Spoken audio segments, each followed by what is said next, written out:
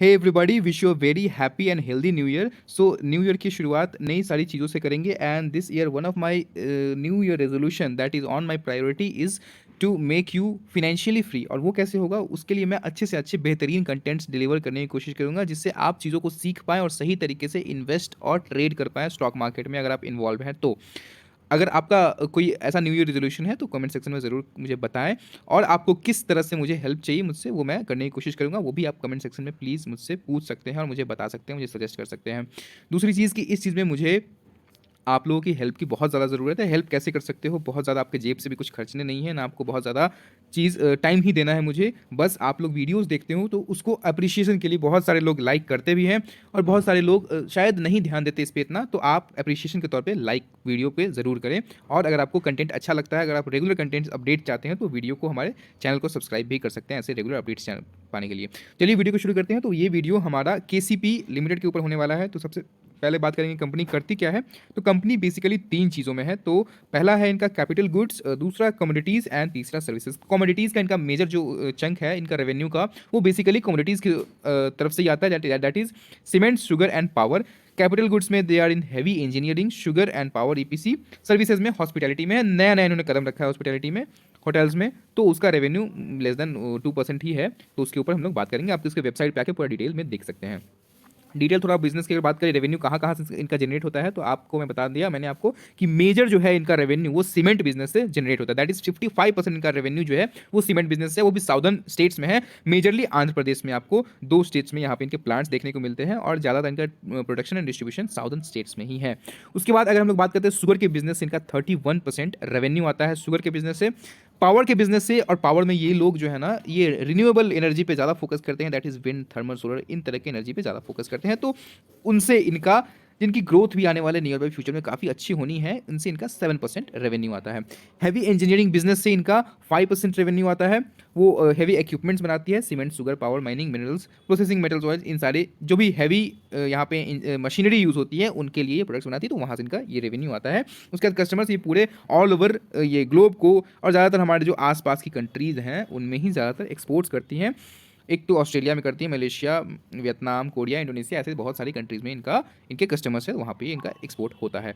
Hotel के business इनका 1% revenue आता है। तो एक तो आप ये चीज़ देख पाएंगे यहाँ पे कि इनका जो बिजनेस है वो वेल डाइवर्सिफाइड बिजनेस है, बहुत अच्छे तरीके से इन्होंने डाइवर्सिफिकेशन कर रखा है। ऑल्दो जिनका मेजर चंक है ना रेवेन्यू का, वो सीमेंट का बिजनेस से आता है और यहाँ पे शुगर के बिजनेस से आता है। तो सीमेंट का बिजनेस आप सबको पता है, ये कैपिटल एक्सटेंसिव बिजनेस है, यहाँ पे कैपिटल बहुत ज़्यादा रिक्वायर्ड होती है। तो ऐसे कंपनीज हमेशा रडार पे रहते हैं, जैसे कंस्ट्रक्शन बेस्ड कंपनी हो गई, रियल एस्टेट की कंपनीज हो गई, ऐसी कंपनीज को कर्ज लेना पड़ जाता है अक्सर, और कर्ज को वो सही तरीके से भी यूज़ करते हैं कई दफ़ा नहीं उसको सही तरीके से यूज कर पाते हैं। पावर इंडस्ट्री हो गई, इन सब बहुत ज़्यादा कर्ज लेना पड़ जाता है।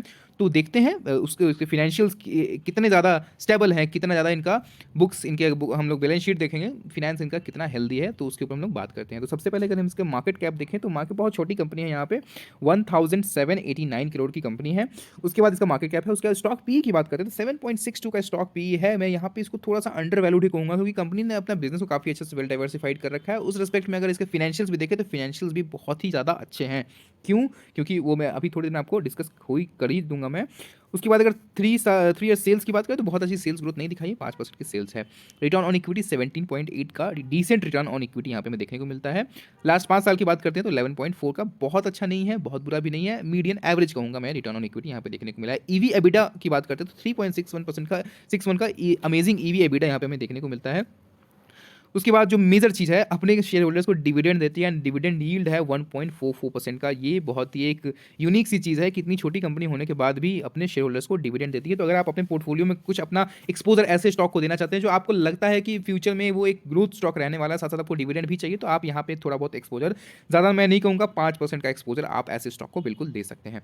उसके बाद अगर हम लोग इसको कंपेयर करें इंडस्ट्री के पीई से, तो सारे इंडस्ट्री के पीई देखेंगे ना आप, बहुत ज़्यादा अच्छी तरीके से यहाँ पे वैल्यू है। एक एनसीएल इंडस्ट्री के मैं सोच रहा था वीडियो बनाऊँ, उस पर बनाऊँगा बताऊंगा मैं, तो उसको छोड़ दिया जाए तो बाकी दालमिया भारत हो गया या रैमको सीमेंट, इंडिया सीमेंट, तो बेसिकली इन्होंने सीमेंट सेक्टर को ही, क्योंकि इनका मेजर जो रेवेन्यू मैंने बताया आपको top line bottom line cement से ही आता है, तो इन्होंने इसीलिए सीमेंट सेक्टर से ही कंपेयर किया है इसे। उसके बाद अगर हम लोग इसके डायरेक्टली फाइनेंशियल्स यहाँ पे देखें, प्रॉफिट एंड लॉस स्टेटमेंट देखते हैं, तो इनका रेवेन्यू में स्टडी ग्रोथ है, लगातार इनका रेवेन्यू पिछले 10 साल में 643 करोड़ से बढ़कर के यहाँ पे ट्रेलिंग 12 मंथ का देखें तो 2000 करोड़ का रेवेन्यू हो गया, that is a good thing.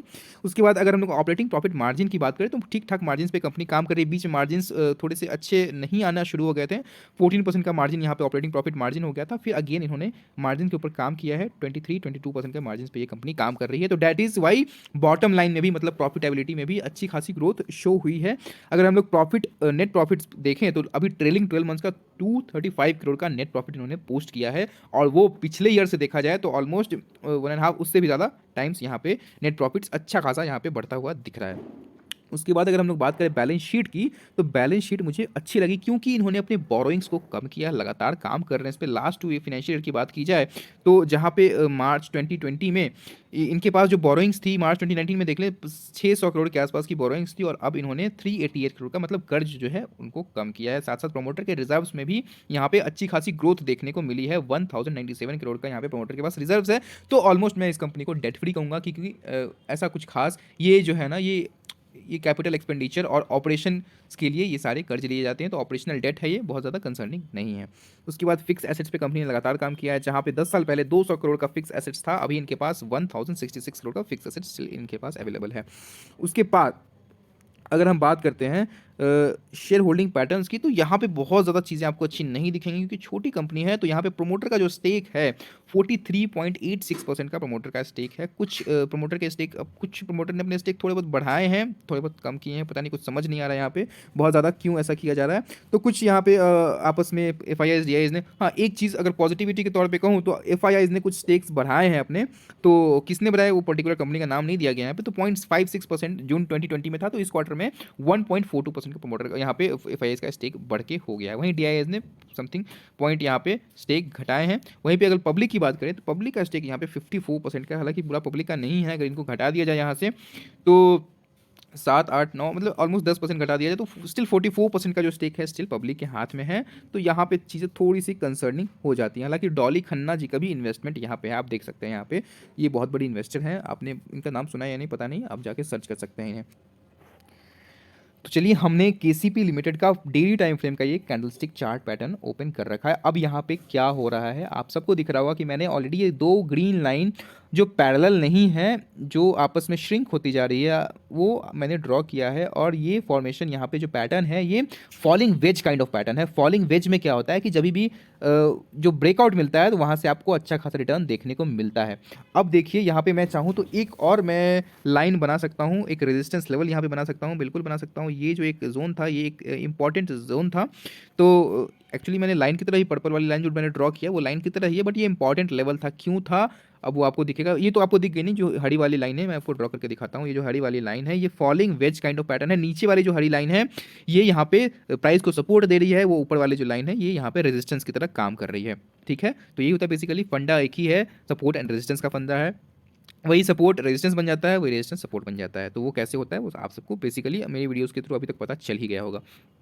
उसके बाद जो ये इंपॉर्टेंट मैंने पर्पल वाली लाइन ड्रॉ की, यहाँ से सपोर्ट ने, यहाँ पे स्टॉक ने एक तो यहाँ पे ब्रेकआउट मिला, उसके बाद स्टॉक प्राइस ने ऊपर की दौड़ दिखाई, और यहाँ पे एक इंपॉर्टेंट लेवल था, ये जो था यहाँ तक का इसने हाई लगाया, ये लेवल था आपका 168 का लेवल, वहाँ से फिर स्टॉक प्राइस नीचे आना शुरू हो गया। ठीक है, तो वहाँ से जब नीचे आया तो सेम जो यहाँ पे ब्रेकआउट मिला था इस लेवल का, जो दैट इज़ 133 का लेवल जो ब्रेकआउट मिला था, वहीं पे इसने यहाँ पे सपोर्ट लिया, फिर यहाँ पे सपोर्ट लिया, फिर नीचे आ गया, फिर वहीं पे स्टॉक प्राइस यहाँ पे फिर इसने रेजिस्टेंस लिया, क्योंकि एक बार सपोर्ट टूट गया तो फिर वो रेजिस्टेंस की तरह एक्ट करने लगता है, तो यहाँ पे इसने रेजिस्टेंस लिया। अब इसने जो ये वेज काइंड ऑफ पैटर्न था यहाँ पे इसने इसका ब्रेकआउट दिया है, और सेम जो मैंने लाइन ड्रॉ किया पर्पल वाली लाइन 133 का जो लेवल है, इसको इसने ब्रेक करके ऊपर की तरफ क्लोजिंग दी है, और इस दिन लास्ट ट्रेडिंग सेशन में स्टॉक 6% ऊपर बंद हुआ है। उसके साथ साथ अगर देखें इसमें पॉजिटिविटी क्या है, तो वॉल्यूम्स काफ़ी अच्छे अपीयर हुए हैं लास्ट ट्रेडिंग सेशन में, और लास्ट 2-3 ट्रेडिंग सेशन की बात करते हैं तो बहुत ही अच्छे खासे वॉल्यूम्स यहाँ पे अपीयर हुए थे, तो विच शोज की इंस्टीट्यूशनल यहाँ पे बाइंग हो रही है, और यहाँ पे स्टॉक में अच्छा खासा मोमेंटम देखने को मिल सकता है। ये कोई गारंटी नहीं है कि आप यहाँ पे बाई करोगे तो स्टॉक मतलब यहीं से रफ्तार पकड़ के आपको तुरंत में 10% 20% रिटर्न दे देगा, ऐसी कोई गारंटी नहीं होती है। बट यहाँ पे हम लोग इतनी सारी चीज़ों से कंफर्म करके अपनी कन्विक्शन ज़्यादा करते हैं कि हाँ इस स्टॉक में हम अपना कुछ एक्सपोजर दे सकते हैं, और वहाँ पे अगर मार्केट सिचुएशन खराब होती है तो हमने अगर ठीक से एनालाइज किया होता है तो आप पेशेंटली होल्ड कर पाते हैं अपनी पोजीशंस को, ठीक है। तो अगर आप यहाँ पे पोजीशन बनाते हैं आपके, तो टारगेट मैं आपको सीधा सीधा दो टारगेट देने वाला हूँ। एक तो final target all time high का ही होने वाला है, पहला टारगेट मैं आपको ये दूंगा 147 का टारगेट रहने वाला है, और दूसरा टारगेट सीधा सीधा आपका मैं ऑल टाइम हाई का दूंगा। तो अगर आप यहाँ पे पोजीशन अपनी बनाते हैं, तो अगर आप यहाँ पोजीशन बनाते हैं तो आपको कितना परसेंट का गेन मिलेगा वो आप देख लें पहले, उसी हिसाब से अपना अपना रिस्क रिवॉर्ड। तो पहले तो आपको 5-6% का 6% का यहाँ पे आपको टारगेट देखने को मिलेगा। उसके बाद जो आपका सेकंड टारगेट है वो सीधा सीधा यहाँ पे आपको 20% 21% का टारगेट है। और ये मैं ट्रेडिंग की बात कर रहा हूँ, अगर आप इन्वेस्ट करना चाहते हैं तो स्टॉक में बिल्कुल आप इन्वेस्ट कर सकते हैं। कंपनी अच्छी है, ग्रोथ अच्छी है, आप छोटा सा एक्सपोजर आप 2% 3% एक्सपोजर दे सकते हैं, और आप लॉन्ग टर्म के लिए इसमें हर डी पे बाई करके इसको इन्वेस्ट के लिए रख सकते हैं। कंपनी का ग्रोथ मुझे ठीक ठाक अच्छा लग रहा है, बिजनेस भी डाइवर्सिफाइड है, तो आप इस तरीके से सोच सकते हैं कंपनी के बारे में। बिजनेस थोड़ा सा एनालाइज, ओवरऑल बिजनेस ही मैटर करता है, बिजनेस कर रही है कंपनी, प्रॉफिट हो रहा है, उसकी मैनेजमेंट अगर अच्छी है, ऑनेस्ट है, सही तरीके से चीज़ें चल रही हैं, तो ओवरऑल कंपनी ने ग्रोथ दिखानी ही दिखानी है, शेयर प्राइस ने ऊपर जाना ही जाना है। तो बस यही था। और आरएसआई के लेवल पर भी मोमेंटम मुझे देखने को मिल रहा है, तो टेक्निकल चार्ट पैटर्न से मुझे यही अभी तक समझ आया। अगर आप स्टॉप लॉस रखना चाहते हैं, पूछेंगे सर स्टॉप लॉस क्या रहेगा, तो स्टॉप लॉस आप एक छोटा सा रख सकते हैं। मैं कहूँगा इस कैंडल के नीचे का स्टॉप लॉस एक 4-5% का, आप 20% को चेज कर रहे हैं तो आप 4-5% का टारगेट तो रख ही सकते हैं। तो ये आप एक स्टॉप लॉस रख सकते हैं इस लेवल के नीचे। लेवल्स क्या रहने वाले हैं, तो मैं कहूँगा कि आप 130 का आप लेवल रख सकते हैं स्टॉप लॉस के लिए। टारगेट मैंने आपको बताया, आपका फर्स्ट टारगेट क्या रहने वाला है, आपका फर्स्ट टारगेट रहेगा ये 147 का लेवल, और सेकंड टारगेट 168 का level. First target will be around 6% and the second target will be around 21% in percentage terms. Okay, so guys that is it for today. अगर आपको कोई कंफ्यूजन है, कोई क्वेरीज है, देन कमेंट सेक्शन आप मुझसे पूछ सकते हैं इस स्टॉक के रिगार्डिंग, या कोई आप चाहते हैं मैं उस पर वीडियो बनाऊँ किसी अदर स्टॉक पे, तो आप उसके लिए भी मुझे सजेस्ट कर सकते हैं। आप सब लोग फैमिली की तरह हैं, बहुत जल्दी 1K सब्सक्राइबर पूरा होने वाला है, तो इसमें आप हेल्प करें। और आपको मैं टारगेट दे रहा हूँ कि अगर 1K सब्सक्राइबर जब तक पूरा नहीं होता है, मैं नेक्स्ट वीडियो नहीं डालूंगा।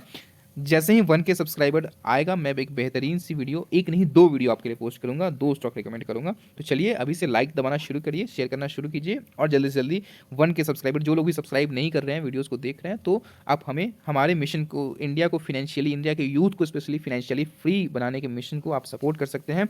और इस तरीके से बिना किसी को मिसगाइड किए, मिसलीड किए, बिना बकवास किए, अगर चीज़ें समझ में आती हैं, सीखी जा सकती हैं, तो उस चीज़ में आप सपोर्ट करने के लिए आप हमारे चैनल को बिल्कुल सपोर्ट कर सकते हैं। तो तक चलिए, तब तक के लिए goodbye, take care, and again happy new year. इस ईयर आपको फिनेंशियली फ्री बनाना ही मेरा प्राइम ऑब्जेक्टिव है। चलिए वीडियो ख़त्म करते हैं, कल फिर मिलते हैं एक नए वीडियो के साथ, तब तक के लिए गुड बाय।